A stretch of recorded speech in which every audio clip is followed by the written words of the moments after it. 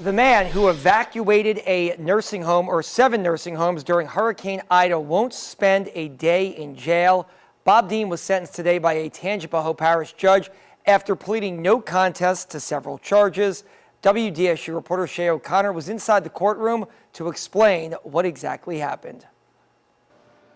Yeah, multiple family members of people who were left in Dean's care talked about just how deplorable those conditions were. Conditions so bad that multiple people died and dozens of others had to be hospitalized. The judge sentenced Dean to 20 years but deferred that sentence and gave him 3 years probation, meaning if Dean violates the terms of his probation, he would have to serve those 20 years. Now, he also ordered Dean to pay at least $2 million in fines and restitution.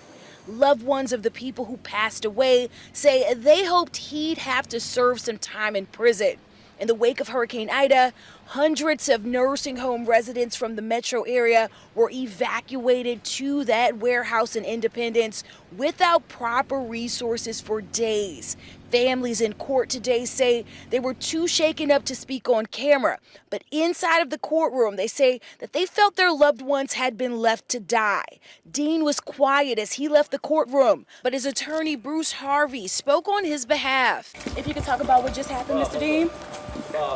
Why did you treat the people like that, the people who were in your facility? Natural disasters have consequences for both communities and people. And you can see that, and you've seen that here in Louisiana time after time, and natural disaster after natural disaster. And those consequences play out in different ways. And I'm glad that we can get this particular incident in consequence resolved the way we did today, and we can all, the families and everybody, and Mr. Dean and the community can now move forward. The judge called this a tragedy on top of another tragedy. He also made note that he took in account the fact that Dean is in his 70s and then also had no prior criminal history. I'm told that Dean is currently living in Georgia. I'm told at some point his probation will be transferred there. And of course, we'll continue to keep you updated.